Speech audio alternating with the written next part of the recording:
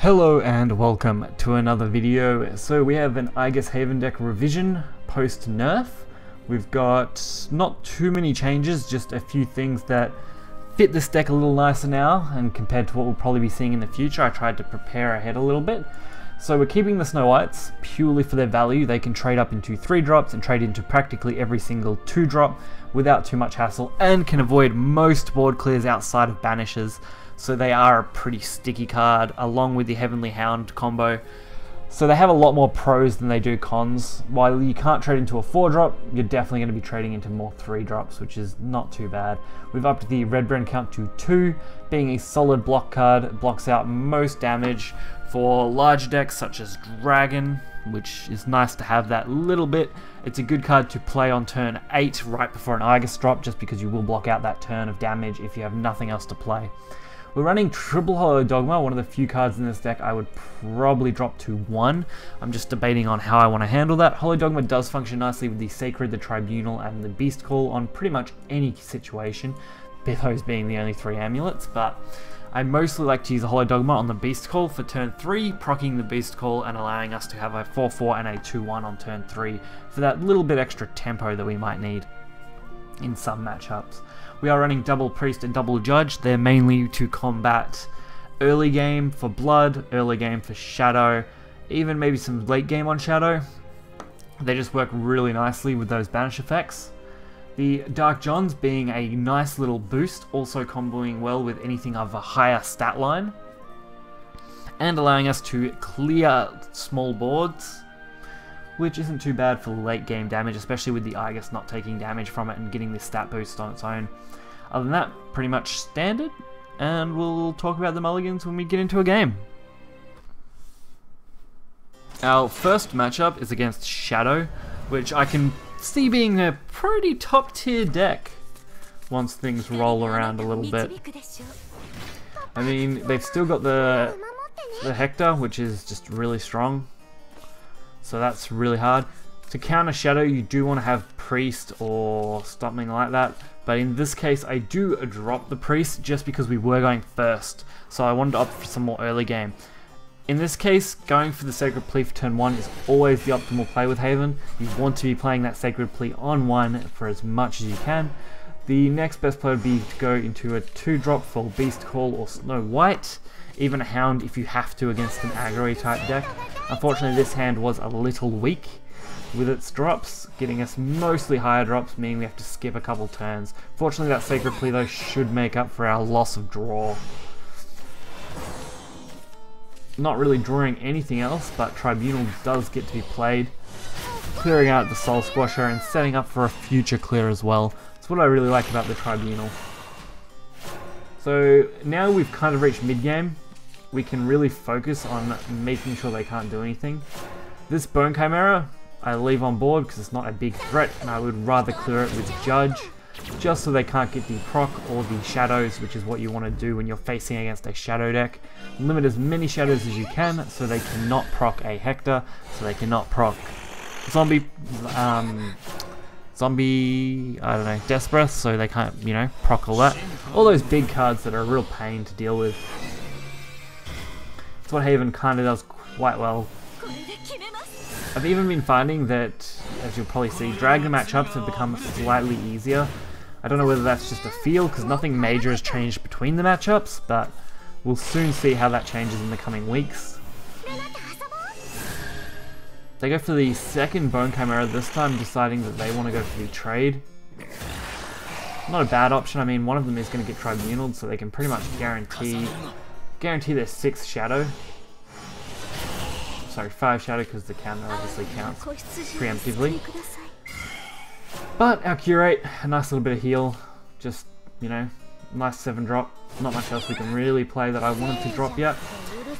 The Necro Assassin, a little bit of a pain. But if we can hold off, keep this board mostly clear, we don't have too much to worry about. Fortunately, I do burn 2 cards here. That Sacred Plea setup was probably a little too much for that turn. I didn't really have anything to play. But we do have plenty left for an Aegis turn next, if we can. Unfortunately though, having to deal with all of this can be a little bit of a pain in the ass. Shadow should be one of the easier matchups for Haven now. It's not always going to win obviously, but you should have a positive against it overall. That's what I've always found when I had to face Hector Shadow with Haven. I pretty much always had a positive win rate. But like I said, that is personal opinion, and there's not much that can be done about that. It comes down to how you play a deck and the luck you get against opponents, I guess. Dragon, if it keeps on track the way it's been, shouldn't be too bad a matchup. And Blood, I don't know, I did get beat by a aggro Bat Blood, but I think they just had the optimal hand. I had a really weak hand, so it's hard for me to say overall yet. Plus, I haven't really faced many. Same with Sword. I feel like Sword's going to be quite strong, but I haven't faced enough of them to know exactly how that matchup will go. So they do go for the huge damage combo here, pushing the 6 and then pushing 1 more off this trade because they don't decide to trade everything, which was probably a mistake. I mean, all I would have needed was a Tribunal to do it. Luckily, I don't even need that because of what we have in hand. I'm able to wipe most of the board clean. Although I do prioritize getting rid of stuff. For the most part, leaving this Hector was a risk, but a risk I was willing to take.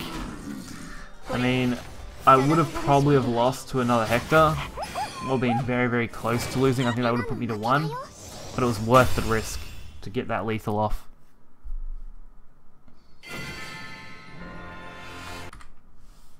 The next matchup is against Dragon, probably going to be one of the more popular decks now at the moment.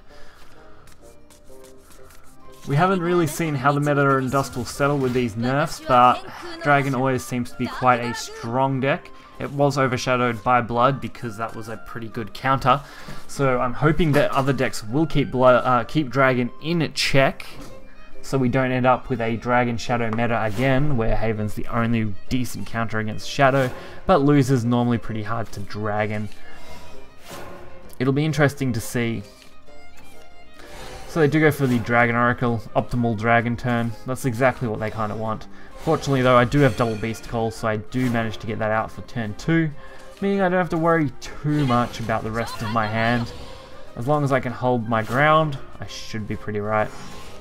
Because we're not going to beat Dragon in the short game. That's very rare that you'll manage to do that. Most of the time you're aiming for the long game, which becomes a much harder game against Dragon. Fortunately, now that Aura has been hit with a nerf, the healing that Dragon can get is more limited, so as long as we take out these Sibyls, we usually can survive a little better than them. Unfortunately, this Tribunal though was a real bad miss. Luckily their healing doesn't really matter, it's just the damage I'm going to take that I have to worry about.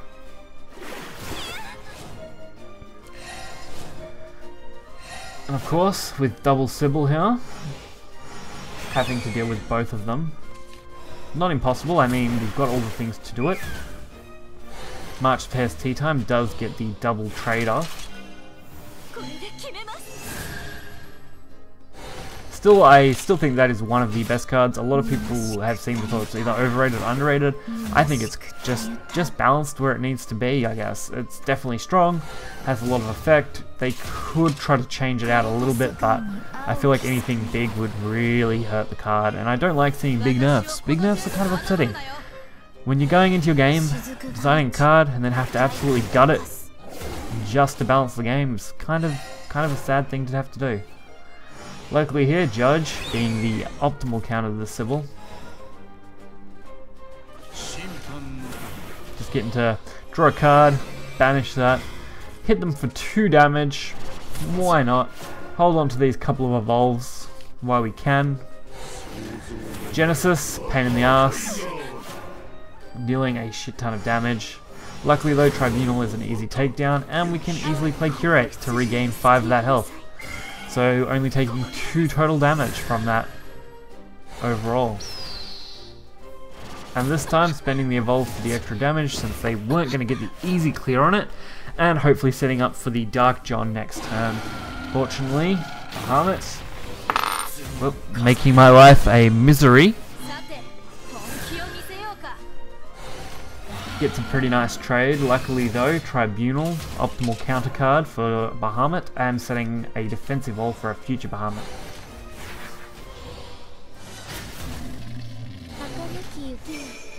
And because we're not too worried, the Snow White is pretty fine along with the Heavenly Hound on its own without any boost, because they would have to have an absolute shit ton of damage to kill me from here. Not impossible, but a lot more unlikely. So they do Zeus. Luckily though, Heavenly Aegis Evolved is an easy clear to that Zeus. We've only got to survive on 8 health, which isn't impossible. I mean, dragon combos aren't that great. I think the only thing that would have screwed me would have been a lowered Dragoon and Yurd, I think. Or just some crazy bit of luck. And obviously Jabberwocky becoming a little more popular now. I've seen a couple of dragons taking Jabberwocky. But they do concede, not being able to compete with my Aegis. And now our last matchup being Rune. I thought, why not throw that in there? Who knows what we would face. So, keeping things interesting, we start off with a really crappy hand. March of Hares, Heavenly Aegis, and Curate all in your opener are not great. Honestly, I'd rather draw into Aegis than have it in your opener. And unfortunately, this hand isn't that much better. The Hollow Dogma is nice, the Red Brand is also nice, but not really usable at this stage. Luckily though, Sacred Plea makes up for that by coming down on turn 1. Turning our hand from pretty crap to reasonable. So, turn 2, Beast Call, going from reasonable to amazing. Now we can pretty much curve out into 3, as long as we can get a 4-drop, which shouldn't be too hard with the Sacred Plea proc. Then we're pretty set. I mean, this Beast Call is always my best option. Being able to just hit them in the face with it always feels good. Unfortunately, Witch Bolt, getting rid of the 4/4. Double Heavenly Draw, along with another Red Brand. Since we have 2, play 1 out now. Just because there's not really any reason against Rune to play that much unless you do come up against D-Shift where you want to block that turn.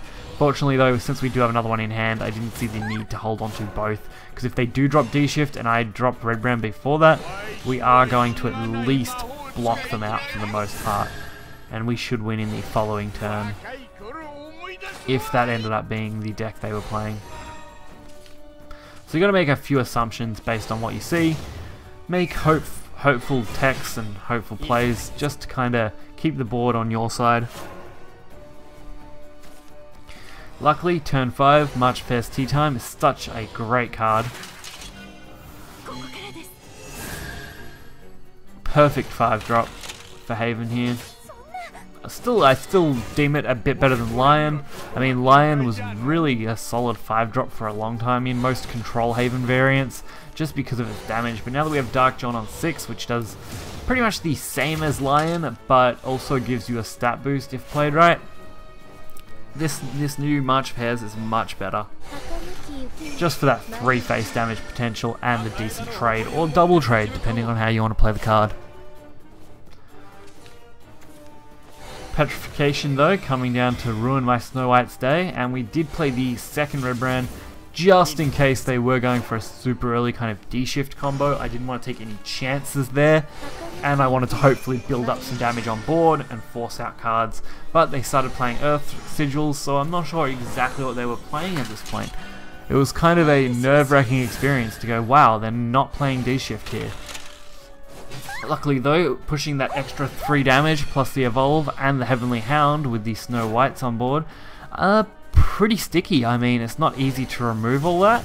Unfortunately though, this rune was prepared. Calamious Curse clearing out the entire board. Luckily though, this Curate healing that 1 damage and putting a 5/5 body onto the board. And Earthright of Exorcism, I mean, they had pretty much optimal counters to every play I played out. The unfortunate part for them though, I'm at max health, they're at 8, and we have Heavenly Aegis on our side now. So unless they were D-Shift and had a really lucky setup now, they were going to lose, which they concede anyway. So that pretty much sums up my revision to my Aegis Haven deck. It's been performing outstandingly. I think I've won 7 out of 10 games total. I lost to... Actually, no. I think it's 7 out of 8 games because I've only lost to Blood, which was the Aggro-Bat deck. Everything else I've beat so far. So I'm quite happy with how this deck's performing. If I do make any major alterations in the future, I'll definitely be covering that video in the coming weeks. And we'll hopefully be able to cover some more interesting meta decks and off meta decks as we go on in the next month until the next patch gets sorted out. So hope you guys enjoyed this video. You can find the deck list in the description below, along with any other info you could ever need about me, along with the Twitch link. You can catch my streams. I'm trying to do every night, missing a couple here and there, but for the most part every night at 8 PM Australian Eastern Standard Time. So I don't know what time that is for your time zone, so make sure to just check that out. Hit the like button, subscribe, and I'll catch you guys next time. See ya.